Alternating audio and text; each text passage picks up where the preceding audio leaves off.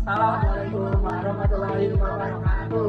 Kami dari kelompok 2, dalam video ini kami akan menjelaskan tentang rasio keuangan, common size, dan angka indeks dari perusahaan Astra International Tbk pada tahun 2022 dan 2023. Selamat menyaksikan.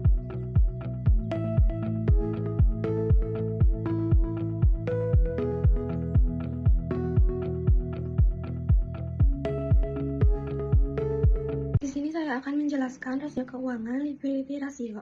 Yang pertama yaitu current ratio dengan rumus current asset dibagi current liabilities. Hasil perhitungan tahun 2022 yaitu 1,508566 atau 151%. Dan perhitungan tahun 2023 sebesar 1,329254. Artinya pada tahun 2022 setiap Rp1 hutang lancar akan dijamin oleh 1,508566 rupiah aktiva lancar. Sedangkan pada tahun 2023 setiap Rp1 hutang lancar akan dijamin oleh 1,329254 aktiva lancar. Yang kedua, quick ratio dengan rumus perhitungan current asset dikurangi inventory dibagi current liabilities. Hasil perhitungan tahun 2022 yaitu 1,237395 atau 124%. Hasil perhitungan tahun 2023 yaitu 1,016205 atau 102%. Artinya pada tahun 2022 setiap Rp1 hutang lancar akan dijamin oleh 1,237395 aktiva lancar. Sedangkan tahun 2023 setiap Rp1 hutang lancar akan dijamin oleh 1,016205 aktiva lancar. Yang ketiga yaitu cash ratio dengan rumus cash ditambah marketable securities dibagi current liabilities. Hasil perhitungan 2022 yaitu 0,853849 atau 85,39%. Dan hasil perhitungan tahun 2023 yaitu 0,6528450 atau 65,28%.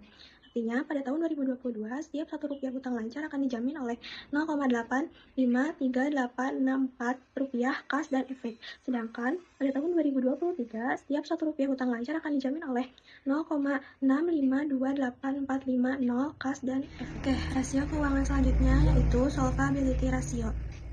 Yang pertama, total debt to total assets ratio.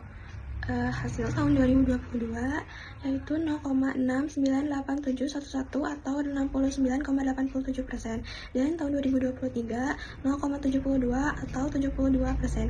Artinya pada tahun 2022 total aset perusahaan dibelanjai oleh hutang sebesar 69,89%.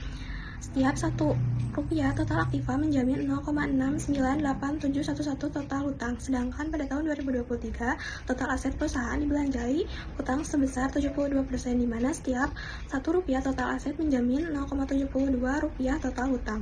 Yang kedua, total debt to equity ratio.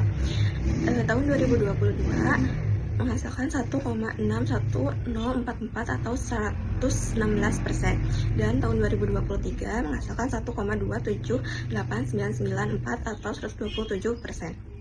Artinya pada tahun 2022 dan 2023 perusahaan memiliki sumber dana yang tidak sebanding antara hutang dan modal sendiri. Yang ketiga, time interest earning ratio, karena di laporan keuangan perusahaannya tidak ada, jadi kami kosongkan. Selanjutnya yang keempat, long term debt to equity ratio. Hasil perhitungan tahun 2022 yaitu 0,147923 atau 14,79%, dan tahun 2023 hasil perhitungannya yaitu 0,21664 atau 21,66%.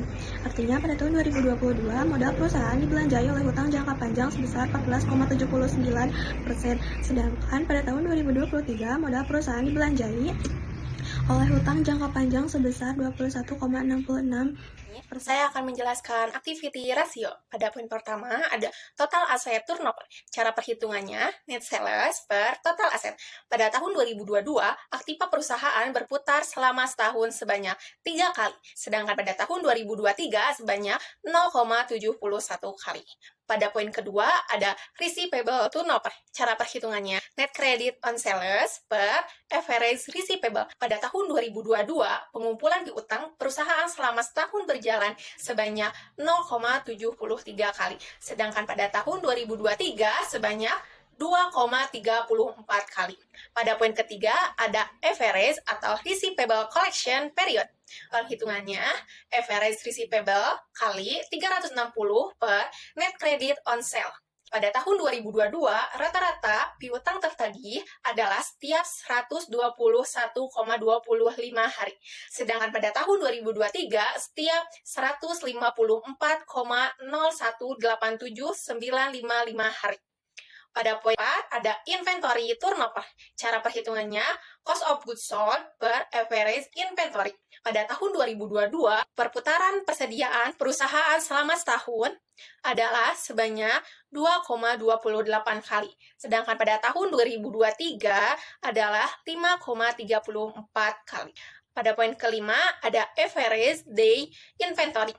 Pada penghitungannya, average receivable kali 360 per cost of goods sold. Pada tahun 2022, persediaan bahan baku perusahaan disimpan di gudang sebelum melakukan penjualan, sedangkan pada tahun 2023 adalah 67,39 hari. Pada poin ke-6, ada working capital turnover. Cara perhitungannya, net sales per current asset kurangi current liabilitas. Pada tahun 2022, modal kerja perusahaan berputar selama setahun sebanyak 4,97 kali. Sedangkan pada tahun 2023 adalah 7,69 kali. Poin ke-7, fixed asset turnover. Cara perhitungannya, net sales per fixed asset. Pada tahun 2022, aktiva tetap perusahaan berputar selama setahun sebanyak 5,06 kali. Sedangkan pada Di sini saya akan menjelaskan profitability rasio PT Astra International Tbk. Di sini sudah ada cara perhitungan dan hasil perhitungannya. Yang pertama, gross profit margin. Pada tahun 2022, setiap Rp1 penjualan perusahaan menghasilkan keuntungan kuartal sebesar Rp0,232558. Sedangkan yang 2023 adalah Rp0,231579. Lalu yang kedua, operating profit margin. Pada tahun 2022, setiap Rp1 penjualan perusahaan menghasilkan EBIT sebesar Rp0,342795. Sedangkan yang 2023 adalah Rp0,342795. Lalu yang ketiga, net profit margin. Pada tahun 2022, setiap Rp1 penjualan perusahaan menghasilkan EBIT sebesar Rp0,13418. Sedangkan yang 2023 adalah Rp0,140574. Lalu yang keempat adalah pada tahun 2022, setiap Rp1 setelah kedua perusahaan menghasilkan laba usaha sebesar Rp0,248288. Sedangkan tahun 2023 adalah Rp0,243486. Lalu yang kelima, pada tahun 2022, setiap Rp1 total aktiva perusahaan menghasilkan laba bersih sebesar Rp0,097798. Sedangkan tahun 2023 adalah Rp0,099849. Lalu yang terakhir, pada tahun 2022, setiap Rp1 modal sendiri perusahaan menghasilkan laba bersih sebesar Rp0,165846. Sedangkan tahun 2003 adalah Rp0,177706. Oke, di slide ini menampilkan perbandingan common size dari sisi neraca aktiva PT Astra International Tbk dengan tahun 2022 dan 2023. Pada tahun 2022, total aset perusahaan terdiri dari 48 aset lancar dan 52% aset tidak lancar. Namun pada tahun 2023 terjadi perubahan di mana aset lancar menurun menjadi 30%, 37% maksudnya, sedangkan aset tidak lancar meningkat menjadi 63%. Penurunan aset lancar ini terutama disebabkan oleh penurunan kas sebesar 5% atau setara kas, yang dapat mengindikasikan peningkatan penggunaan kas untuk investasi jangka panjang, pembayaran dividen atau ekspansi bisnis. Sementara itu, di sisi aset tidak lancar, terjadi peningkatan pada piutang sebesar 6% yang dapat mengindikasikan meningkatnya penjualan kredit atau strategi perusahaan memperpanjang kredit kepada pelanggan guna meningkatkan penjualan perusahaan. Perubahan ini bisa terjadi karena beberapa faktor. Yang pertama, ada strategi investasi jangka panjang sendiri dari PT Astra, kemudian kedua ada kondisi ekonomi dan likuiditas, dan yang ketiga ada dinamika bisnis otomotif dan agribisnis. Selanjutnya akan dilanjutkan common size pada neraca. Hasil dari analisis common size neraca pasifa PT Astra International Tbk 2022-2023. Pada tahun 2022, ekuitas sebesar 59%, artinya 59% dari total sumber dana perusahaan berasal dari modal sendiri, baik penanaman modal pemilik ataupun laba ditahan. Namun pada tahun 2023 mengalami penurunan menjadi 56%. Lalu untuk liabilitas tahun 2022 sebesar 41%, artinya 41% dari total sumber dana perusahaan berasal dari pinjaman, hutang, atau kewajiban lainnya yang berasal dari pihak luar. Dan pada tahun 2023 mengalami peningkatan menjadi 44%. Hal ini menunjukkan bahwa perusahaan semakin bergantung pada pendanaan dari luar dan mengurangi proporsi pendanaan dari modal sendiri untuk membiayai kegiatan operasional PT Astra International Tbk. Oke, selanjutnya laporan laba rugi pada tahun 2022 dan 2023 dalam bentuk persentase terhadap pendapatan bersih. Yang pertama, pendapatan bersih tetap 100% sebagai dasar perhitungan. Kemudian, beban pokok pendapatan atau biaya produksi sekitar minus 76,7% sehingga laba bruto sekitar 23,2%. Kemudian, beban usaha sedikit menurun dari minus 9,25% menjadi minus 9,17% yang berarti efisiensi dalam operasional. Penghasilan bunga naik 0,84% menjadi 0,96%, menandakan keuntungan dari investasi atau simpanan berbunga. Kemudian biaya keuangan meningkat dari minus 0,70% ke minus 0,98%, menunjukkan kenaikan biaya pinjaman atau bunga utang. Kemudian keuntungan atau kerugian selisih kurs negatif di tahun 2023 itu minus 0,13, berarti ada kerugian akibat perusahaan nilai tukar. Penyesuaian nilai investasi tetap negatif, minus 0,37% ke minus 0,09%, menandakan aset investasi turun nilainya. Bagian atas hasil Ventura bersama stabil di sekitar 2,73% sampai 3,05%, artinya keuntungan dari investasi bersama tetap baik. Kemudian pendapatan lain-lain meningkat dari 0,15% ke 0,54% yang menunjukkan sumber pendapatan tambahan.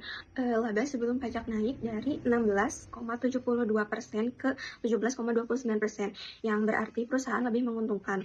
Kemudian beban pajak penghasilan sekitar minus 3,3%, yang berarti ada kewajiban pajak yang stabil.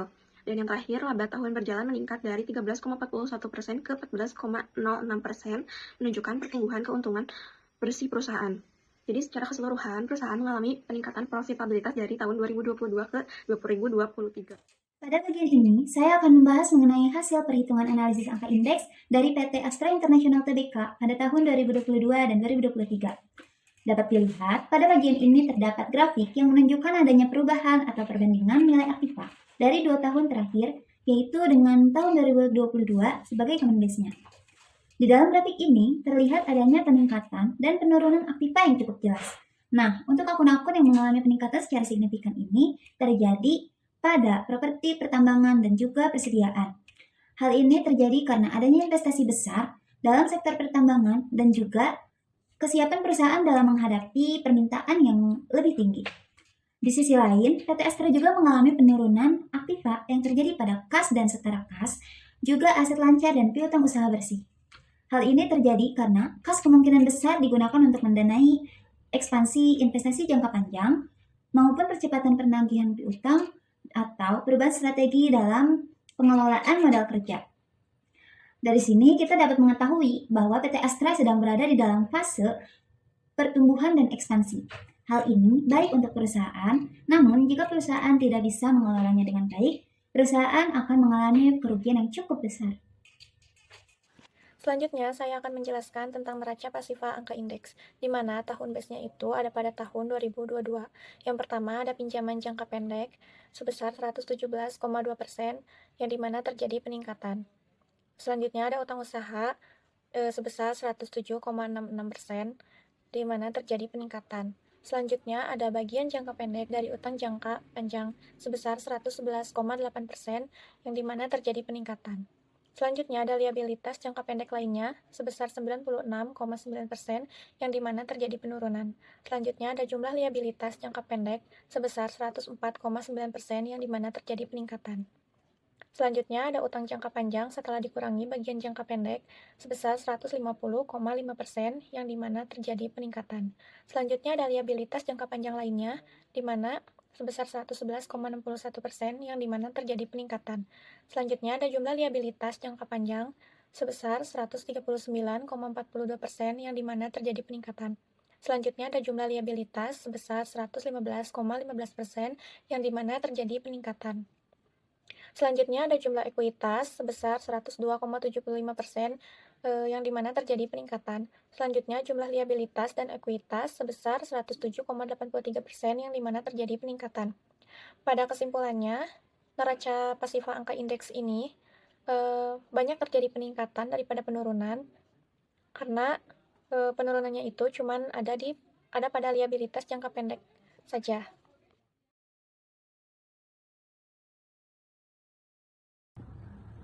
Sekian dari kelompok 2. Terima kasih sudah menonton. Wassalamualaikum warahmatullahi wabarakatuh.